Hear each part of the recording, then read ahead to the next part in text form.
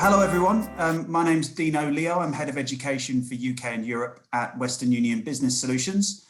We were very proud this year to have sponsored the prestigious University of the Year category at the Times Higher Education Awards.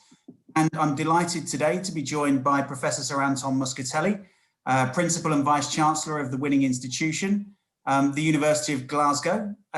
Welcome, Sir Anton. Huge congratulations on the well-deserved win. You must be very proud. Well, thank you, Dino. Yes, we are delighted and proud to have been named THE University of the Year, and especially during what continues to be a really tough and unprecedented time for all our students and staff. It's really great to be recognised in such a way. Yeah, no, absolutely. It was a great event that they managed to put on under very trying circumstances, and it was great to see you win, particularly for such a tremendous initiative, which brings me on to discussing sort of what it was that got you that win amongst lots of other pieces of work that you do. But there was particularly one piece that I think caught the judge's eye. There was an initiative titled Making Reparative Justice Real. It was the project that clinched the award. Can you give us a bit of background about what that initiative means to you and how it was realised? No, absolutely. And at Glasgow, we're really proud of the fact that our university has been changing the world for over 570 years. And often we've acted as a progressive voice on the social issues of the day. And whilst this around slavery, this included a strong abolitionist position, what came to light in our history, from our histories, our predecessors also accepted gifts and bequests from slave owners and those who had profited from the slave trade. And this income helped to support the development of our university during the 18th and 19th century. And Glasgow as a city, as you know, was heavily involved in the cotton and tobacco trade. So that was inevitable. So I think, recognizing this historic failure to live by our values, in 2016, what we did as a university was to charge two of our academics who are historians of the Americas and of slavery, Professor Simon Newman and Dr. Stephen Mullen. We asked them to investigate the university's historical links to the slave trade and also make recommendations for how the university might begin to redress this wrong. And our impetus was really clear. It's really to move forward as an institution. We felt there was no alternative but to acknowledge the full totality of our past. Because to be selective in our approach to our university's history was akin to being selective in our citations and publications. It runs counter to our ethos and values to uphold truth and honesty. And to our knowledge, this was the first study of its kind conducted by a UK university. Obviously in the US, a number of universities had looked at their backgrounds. And in response, we agreed to contribute over the next 20 years to a program of reparative justice. As I said at the time of the announcement, whilst we can't change the past, what we can do is change the consequences of it. And so to coordinate this effort, we established the Glasgow Caribbean Centre for Development Research, a joint endeavour with the University of the West Indies. And the centre was the centrepiece of a memorandum of understanding that we signed with UWI in 2019. The centre will stimulate public awareness around the history of slavery and its impact across the world. It will coordinate academic collaborations and events with other universities. It will facilitate a broader agenda around development research. And we've been very fortunate to partner with UWI and its Vice-Chancellor, Sir Hilary Beckles. But I have to be frank, of course, this wasn't a comfortable process, but it was the right conversation to have and one that has had a really positive impact on the university and our wider community. Yeah, absolutely. It was a brave and progressive move to approach this head on, and I think that was particularly the piece that most impressed the proactive rather than reactive work that was been done over a number of years. And yeah, no, I absolutely echo THE's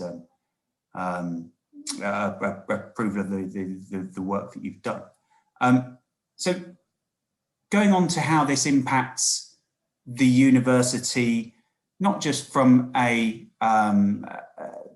standpoint of what's right, but actually what makes commercial sense to do as well, as far as the university goes.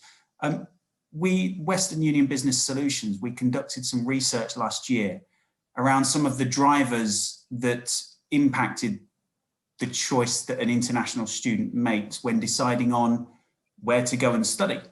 And amongst those drivers was activism and social responsibility. I think it's always been an element in decision making of any student, but I think more so now than at any other time. I think that social conscience and environmental awareness are becoming bigger drivers of decision making in students.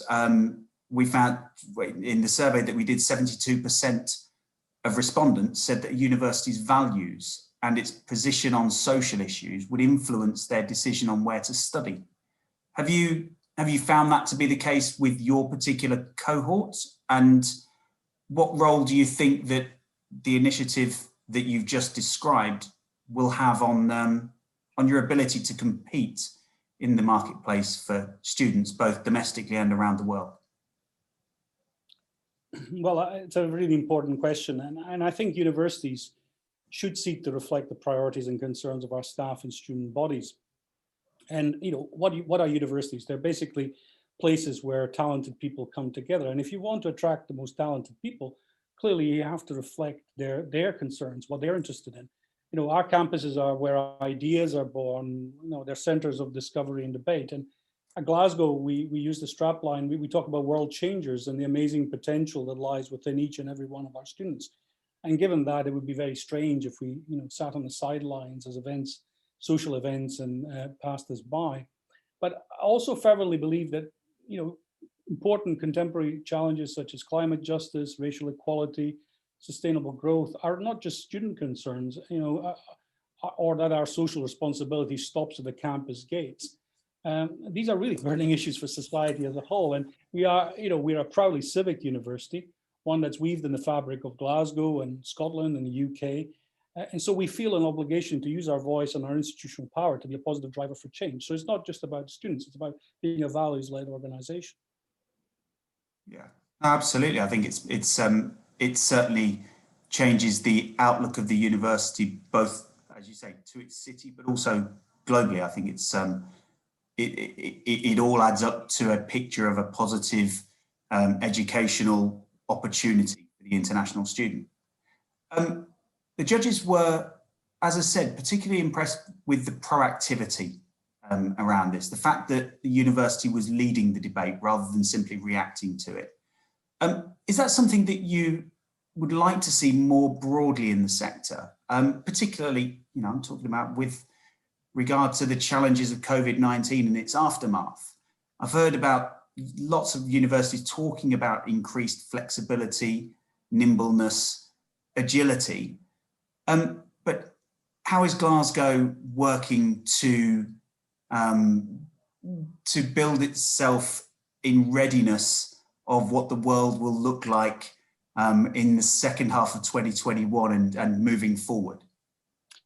Oh, this is a really important issue, to be honest, and even staying with the subject of the report, the slavery report, which led to our actions there.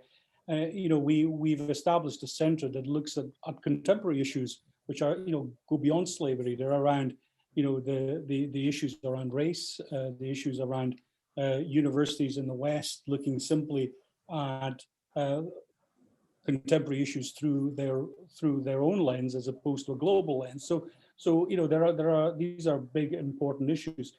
But as you absolutely say, I think it's really important that universities find their voice, particularly as we move out of this pandemic and we seek to build back.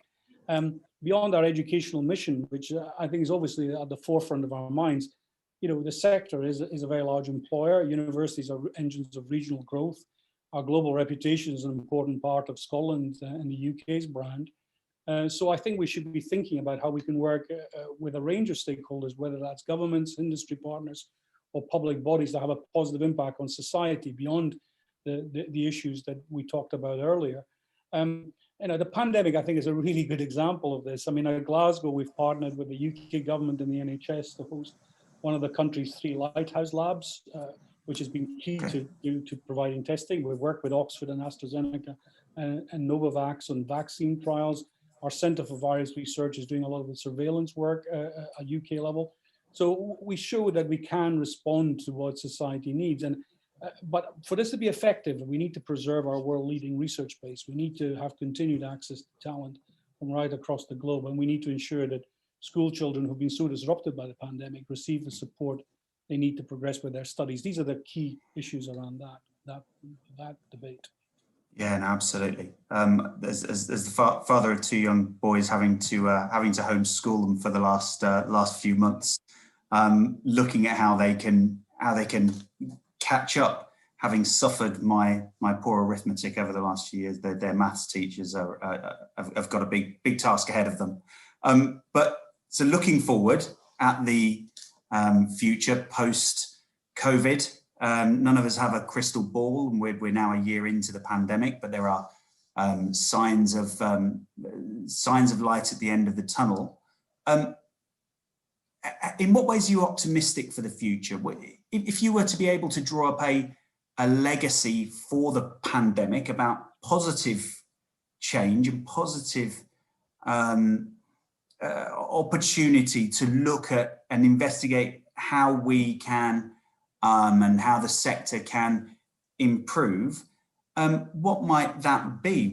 For example, we've seen a lot of moves just in the payment space to electronic payments, to digital payments, rather than cash. Cash is becoming phased out, but I think that the pandemic has given universities an opportunity and some real impetus to move to electronic payments where they could. But beyond the payments world, which is essentially my world, what has this pandemic given you the opportunity to really look at again? Yeah, no, I do remain optimistic about what the future holds for higher education and in terms of what we can do post-pandemic. I mean, it's striking, isn't it, that despite the disruption of the last year, demand for university education remains strong. And we've seen that in recent application data for UK universities. A degree remains one of the best ways for an individual to broaden horizons, to boost their lifetime earnings, develop their career. And the pandemic actually, rather than changing it, has enhanced it. But I think also that what the pandemic has shown is that education, fundamental research, and advanced skills provision are absolutely central to engineering a global economic recovery. And we will need a global economic recovery because of the fiscal impact of the pandemic. And so what universities can do here around R&D and skills and innovation will be absolutely crucial. Also because we know that there are challenges ahead around the issue of climate sustainability. And again, the answers for these issues, these challenges lie within the sector. We know that the next pandemic may actually not be a long time away because of issues around how animal health and human health are becoming ever closer intertwined, particularly with the pressure on the environment. So these are all reasons why universities are absolutely central to the post-pandemic economy and the post-pandemic world. Now, there are uncertainties, of course, about how the virus will impact on international student mobility, the kind of business models that universities have to employ, particularly those institutions like my own with very heavy research development. But despite these uncertainties, I think what we as university leaders must do is gear our institutions towards those challenges, those global challenges, those opportunities that are there and on the horizon. And I do think there's a real chance as a result of the crisis for us to think creatively around the shape of higher education. How can we improve the way in which our digital transition, for instance, which has been hugely accelerated over the last few months, how will that translate into even better education? A blended model that will, provide even better education and will extend education even beyond what our current boundaries are. What we can do around areas of technology, whether it's fintech, as you mentioned, or whether it's life sciences, and how we can further apply our fantastic research to real world settings and challenges. So, preserving the sense of community, I think, and acting together as institutions, as universities, around positive change, I think is one of the key legacies of the pandemic. Fantastic. It's been really good to hear such a positive view of the future and a positive outlook on what the university can do and what the sector can do moving forward. And great to get some more insight into the tremendous work and the initiative that was the basis around your winning of this award. So all it stands for me is just to say once again, congratulations to yourself, Sir Anton, and to all the staff at Glasgow, at the University of Glasgow, for their achievement in winning the Times Higher Education Award for University of the Year. Well done, and congratulations to you all. Thank you, Dino, and thanks to Western Union for sponsoring the event. It's been a real pleasure to take part.